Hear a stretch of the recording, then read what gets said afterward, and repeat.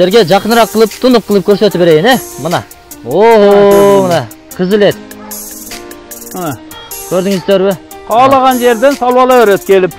Биягумусты жақсы качественно даярдаған болса, одан сатқаннан проблема жоқ. Клиенттер өздері іздеп келеді. Клиент өзі үйге келеді. Баяғы мұны көшеге алып шығышына ешқашан керегі жоқ. Биягумустың кемшілігі бар екен десе, бар екен дейді. Не екен десе, баяғы дарақтардың мөмесін көтере албай, шақтары сынып кетіп бара жатады. Ошол шын да.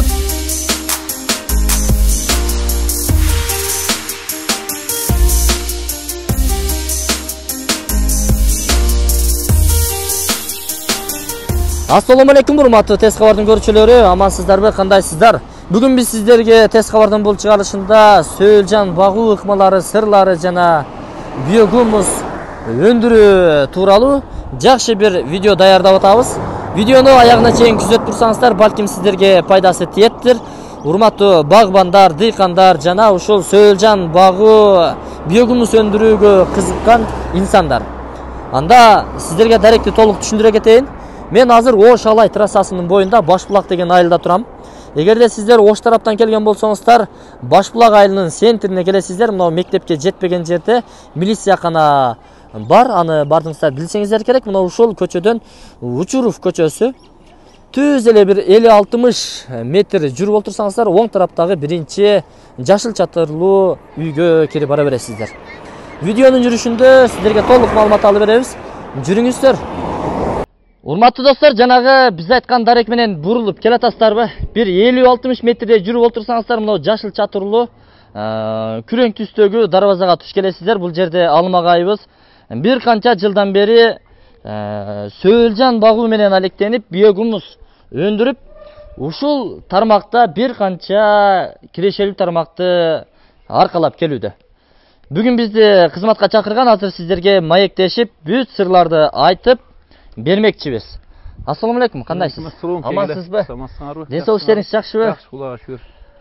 Урматтуу көрүүчүлөр, өзүңүздөр дагы бул агайыбызды көргөн чыгарсыздар. Буга чейин дагы биздин каналга чыккан болчу. Быйыл эми дагы бир канча жаңылыктарым бар дейт, сырларын айтам дейт.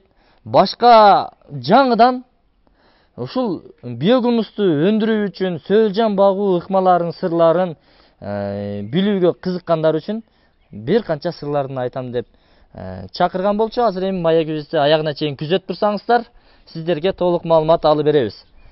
Анда көрүүчүлөрүбүз менен амандашып, өзүңүздү тааныштырып, бул тармакка кантип баш отуңуз менен кирип калдыңыз, идея каяктан келди, ошол боюнча кеңири айтып өтсөңүз.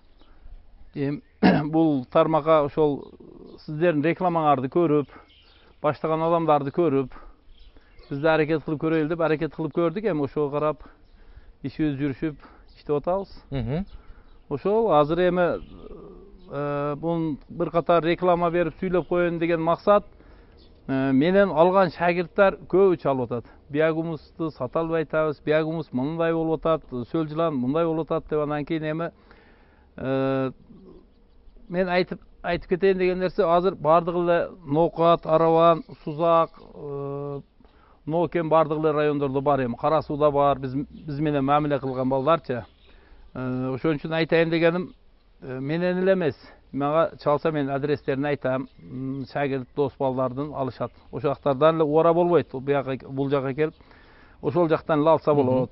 Анан кийин айтайын дегеним, кимдир баштап анча болбой атат дегендер бар. Эми бизден сураса колдон келгенче кеп кеңеш беребиз, жардам беребиз, айтабыз. Сонун. Анан кийин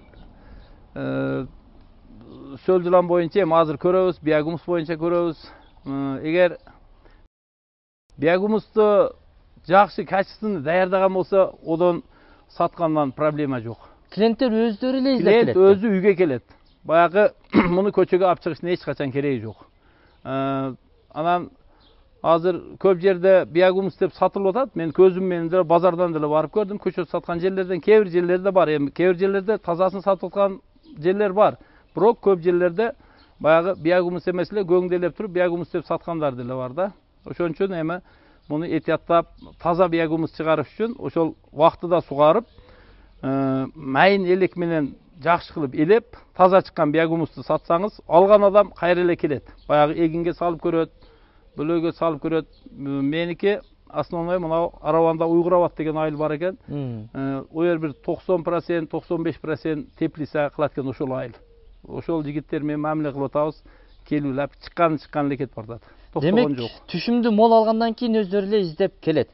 Алып салып көргөндөн кийин эле түшүмдү алгандан кийин өздөрү келет. Анан эле кайра өздөрү дагы сөөлжан багууга өтөт. Сөөлжан бакса өздөрүгө кайта арзан, жакшы оңойго түшөт да. Эми бизден азыр 17-18 сом берип атабыз тоннага. Болбосо 20 сомдон берип атабыз. Ошондой 20 сом тегерекке кетип бартат. Олорго арзан түшөт, эгер өздөрү чыгарса 10 сомго жетпей эле түшсө керек. Алмагай, эми жүрүңүзчү, сиздин өзүңүздүн ошол сөөлжан кайсыл жерде багылып атат? Биогумусту кантип, кайсыл жерден кандай ыкмалар менен алып атасыз? Ошол боюнча көрүүчүлөрүбүзгө көрсөткөнчө айтып берсеңиз. Сөз негизи 3-4 жыл болуп калды, Ооба, 4-4 жыл, ооба.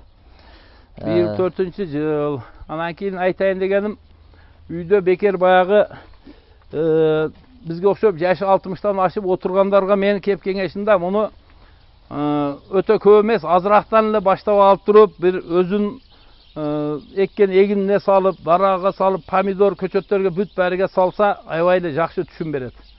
Былтыр мурда жылкы рекламалар бар, өздөрү деле көрүп атса керек. Алмалар, башка мөмөлөр деле 1 жыл мөмө алып, 2-нчи жыл дем алып калат дейт да, эми азыраак мөмө алып калат дейт. Биздики кандайдыр биягумус салгангабы жыл деле кетип бартат. Көрүүчүлөр деле мындай рекламадан көрсүн. 21-нчи жылы кандай болду, 22-нчи жылы шагы жерге тийгичи алып атат.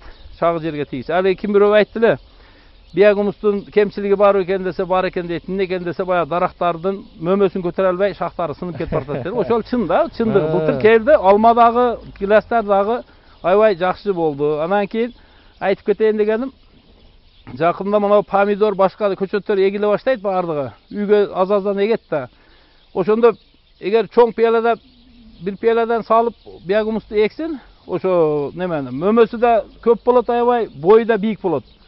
Түшүмү да аябай зор болот, жесе ham өзү баягы о бир 80-нчи жылкы мөмөнү жейт да.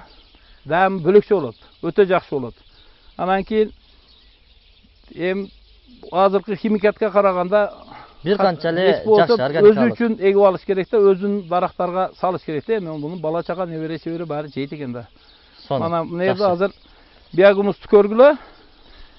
Мына бу жерде 30 тонна биягумус бар эле. Бул сатылып кетип, азыр эми муну сатам десем 1 тоннаны азыр сразу эле сатып коем мунучу. Сураган клиент көп. Менде баягы 100 килограмм, 50 килограмм, 10 килограмм сурап келгендерге туруп турсун деп муну токтотуп койдук. Мана мына жерден тартып көрсөңөр, мына таза биягумус. Мынакей. Майда болот, аябай кап кара болот. Шуну майда элек менен элесе, bu kança mayda olsa eginge salganda eginge tasiri tez bolot. Tez eriyt da. Eginge salıp turuyla suunu kuyganda su menen koşo jetet tamırga. Tamırda mayda tamırdı көйөт etkende özü de mömөнү көйөтүп коет экен. Сонун. Жакшы. Мына таразасы турат, капталып даяр турат. Эми негизи Алмагай айтсаңыз, буга кандай мээнет кетет экен? Канча жумуш иштеш керек? Буга көп деле мээнет кетпейт. Буга баштаганда деле орточо эле баштаса болот. Өзүнүн шартына жараша баштай берсе болот. Ким кандай баштасачы, 8 аз-аздан, Ооба, тез көбөйүп кетет экен бул. Кааласа көбүрөөк иш кылам, көбүрөөк бир киреше кылам десе көбүрөөк мен баштаса деле боло берет экен. Анан кийин айта кетейин дегеним, бул азыр көрөсүңөр го, мана кана жүрүңүзчү, көрсөтөлү. Охо, мынакей Алмагайдын сөөлжөн чарбасы. Көрүп атасыздарбы? Мына жерде ошо 15 катар турат. Ошо узуну 12 метр, ени 2 метр болуп турат. Муну айтканда үйгө бир мини завод салып алган менен барабар экен да. Көңдү бир катар неме кылып салып чыгасыз. 3-4 айда аябай сонун болуп жеп даярдап коет. Анан элеп биягумустун чыгарып кайтадан жаңыртып сала беребиз. Анан көңдү мен мынау айылда билет. Кошуна айылдардан келет, 2000 сомдон сатып алам портерini. Көңдүн өзүнө. Толу жакшы жүктөп келет, 2000 сомдон сатып алам. Ошол 1,5 tonna çıksa примерно. Men 700 kilo biyagumus alsam, emi 20 somdan satsam, oşo 3-4 ayda bunun demez kireçesi aybay jakşı. Bunu jolga salып alsa, öte kireçeli tarmak eken bulçu. Andan keyin kimdir, men aytıp keteyin. Menden alağı, bölögüden alağı, akçaga satıp alıp, men işim жүрüşpödü, ança bolbodu degenler kele versin. Men jardam berem, kolumdan kelince, kerek bolsa sölcülan dele berem. Barıp işini жүрüşkönüge jardam berem. Bekер эле же арзан. Arzan berem, bolbosa takır biz süyleşip durule bilem deger şart kelişpese men jöndele beremin. Өтө жакшы. Мына ушундай урматтуу туугандар, көрдүңүздөрбү? Сөөлжан багуу ыкмасы ушундай. Азыр эми сиз сөөлжанды дагы сатасыз, биогумусту дагы сатасыз, э? Biogumustу ошол 20 сомдун тегерегинде сатып атабыз. Эми менде түгөнсө бөлөк шагирт балдар да бар, айтабыз, ала берет. Алгандар алып азыр момент как раз март айында салып калыш керек. Азыр салып койсо, эртең күнгө таасирин берет да. Анан эми сөлжүлан маселеси келсек, эми onu келишим баада берип атабыз. Келишим баада. Былтыр эми манандай деп аттык эле, азыр эми Кудайга шүгүр биз саттык. Азыр прибылдабыз, беребиз. Разы болдум дегенче салып беребиз. Дыйканчылык Кудайга шүгүр. Шул 14 катарда бар, каалаган жерден салып ала берет, көрүп туруп. Кана бир көрсөтүңүзчү. Анан өткөндө дагы айтышты, ошол сөлжүланды көрсөтпөй калыпсыз деп. Сөлжүланды көрсөтүп коелума айыл? Мынакей азыр Алым агай өзүнүн баккан сөөлжандарын көрсөтсүнчү. Манантып саман менен жаап коебуз, көлөкө болуп турсун деп, анан эметип коебуз. Бисмилла. Сиздерге жакыныраак кылып, тунук кылып көрсөтүп берейин, э? Мына. Ого, мына кызыл эт. Көрдүңүздөрбү? Каалаган жерден салып ала берет келип. Мына сөөлжүландар. Өткөнкү рекламада көрсөтпөй калдыңыз деди. Көрсөтүп коелу муну. Кыскасын айтканда, бул азыр эми самандарды төшөп коюптур. Каалаган жериңиздерден алып, көзүңүздөр тойгончо, өзүңүздөр тойгончо алып кете берет экенсиздер. Ал жагын эми келишим баада. Алып беребиз, келишим баада. Анан кийин эми муну баккандан кийин, көргөндөн кийин сөөлжүлан көбөйүп кетет экен, муну кимгедир бериш керек экен. Эми мунча көп жер керек экен, мунун баарыны көп көң керек экен. Азыр ояк биягы бир 80 тонна көңдө турат, эми ошондон биз 40 тонна биогумус алып калсак деген ойда. Анан эми onu сөөлжүланды чоңойтуп баягы жердин көбөйтүп кете бергенде мен жалгыз өзүм үлгүбөйт экенмин ого. Ошого сөөлжүланды болушунча беребиз, биогумусту чыгарабыз. Анан кийин ошол пенсиядагы мындай ишке жарактуу кандай иш кылсам экен дегендерге кеп кеңеш, коркпой жасай бергиле, колдон келген жардамымды берем. Кеп кеңешимди айтамын. Баягы 5000 сом, 10.000 сом пенсияны карап отургандан көрө, бул эгер бир канча жакшы. Сапаттуу биогумус чыгарып койгон болсоңуз, аябай жакшы экен. Өтө сон. Эми көрүүчүлөрүбүзгө дагы бир орточо бааны айтып коюңузчу. Сөөлжанды канча сомдон канча сомго чейин бересиз? Сөөлжанды эми келишим баада дедик. Келишим баада. Азыр эми өдүлдү деп мен мананча десем, бири өдүлдү айттың, бири ылдый айттың деп капы болот экен. Келишим баада разы болдум дегенче эле салып беребиз, эми келишебиз. Эч ким наразы болуп кеткен жок. Баарына разы кылып беребиз келсе. Эми башка жактагыларга караганда бир аз арзаныраак кылып берсеңиз. Жок, эми мен арзан берем деп айта албайм. Арзан берем десем, наркылар капы болуп кетет экен. Мындай эл катары разы болдум дегенче салып ала берсин. Ала берсин. Анан кийин дагы айтып кеткен нерсе, баягы 500-600 долларга баягы сепараторларды жасатып алышыптыр. Эми олор деле канча тоннадан, балким олордун объему чоңдур. Биз мындай жөнөкөй эле дыйкан бабы эле мындай нөлүштүк сетке менен эле мындай жасап алганбыз. Шуну менен эле эки адам 1 тонна, 2 тонна элеп коюп атат бир күндө. Бир күндө? Бир күндө 2 тоннага чейин элейт. Наркы сепараторга деле 2 адам сепараторга иштейт да. Свет керек, 2 адам иштейт экен. Ого деле эми ол көбүрөөк чыгарса керек. Биз эми эң көп чыгарган 30 тонна чыгардык. 30 тонна эми 10 күндө элеп коет экен, onu жөлү 10 күн, 15 күндө элеп коет экен. 2 адам жөн. 2 адам 15 күн болсо 20 күндө элеп коер. Эми 2 адамга кичине ошо бир 2 тонна биогумустун акчасы келсе 30 тонна элеп берсе боло берет экен ол деле. Бул деле баягы жөнөкөй жалпак тил менен айтканда кылса боло турган иш экен да. Мен сепараторга кызыкпадым. Жакшы.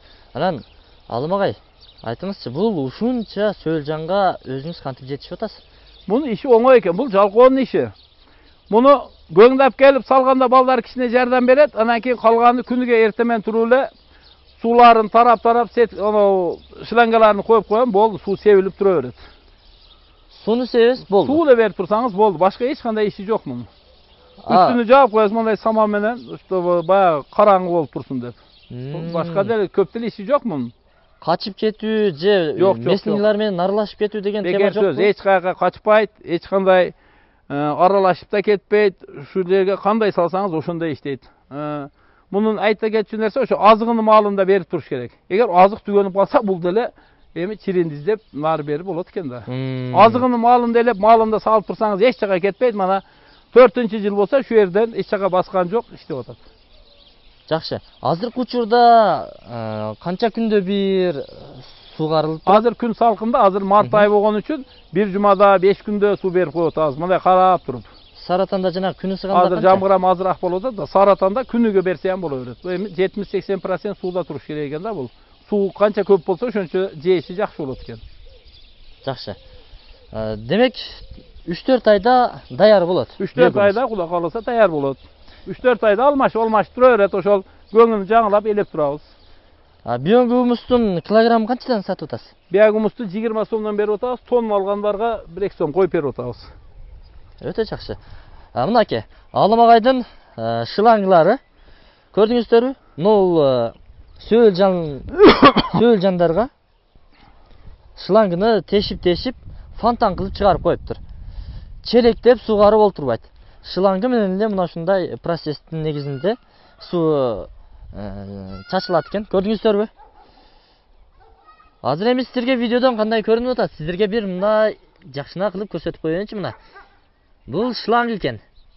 Шлангыны тешип эле ушинтип сууларды чыгарып коюптур. Ал жагына жанагы крандын түтүгүнө улап койгонсуздар да? Улап койгонбуз. Жакшы. Мынакей көрдүңүздөрбү?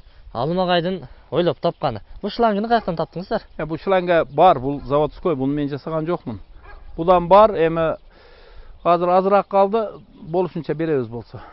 Таап да бересиздер. Таап беребиз. Анан кийин муну дагы айта кетчү нерсе, баягы челек менен же шланга менен сууду мындай сепкенде кандайдыр бир катмарга суу жетпей калат экен да. Ошодон баягы bir 70% биогумус болуп жеген болсо 30% желбей калган жери аралашып эленип туруп, биогумустун качествосы начарлайт экен да, сапаты. Ошон үчүн муну сууну мынантип, жамгырга окшотуп берип, эзилтип сууну бергенде аягыга чейин жеп, биогумустун сапаты аябай жакшы болот экен. Эми бул шлангда ушинтип сиз эми канча күндө бир токтотуп, канча күндө бир дагы ушинтип жандырып сугарып турасыз? Азыркы немеге bir jumada berip atабыз ушундай сууну. Bir jumada bir жолу. Bir jumada bir berip atабыз. Эгер кургашка карап, кургап кетсе 5 күндө берип атабыз. Кургашка карап суу берип атабыз ушинтип. Канча саат агып турат эми? Бул 5 saat 6 saat агып турат. 5 saat 6 saat. Жибит да ошондо жетет. Өтө сонун. Урматтуу көрүүчүлөр, Алымагайдын сөөлжан чарбасыны көрдүңүздөр. Өзгөчө ыкмада, өзгөчө сырларындагы кыска нуска сиздерге айтып өттү. Эгерде бир ушундай сөөлжан алып, багып, бирок банкрот болуп, кыла албай, кайрадан алып келип, анысы дагы болбой калгандар үчүн арзан. Эгер кааласаңыздар, азыраак алам дей турган болсоңуздар, бекер эле берем деди. Алымагайдын дагы бул берешендиги. Өзүнө каалаган жакшылыкты өзгөгө дагы каалап, мына ушундай кылып видеодон сиздерге айтып жатат, кайрылып жатат.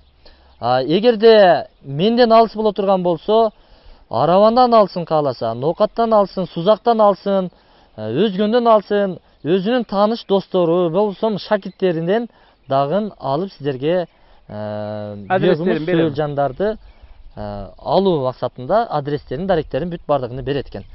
Андан сырткары бир канча сырларын айтып өттү, аны видеонун жүрүшүндө дагы өзүңүздөр көрдүңүздөр.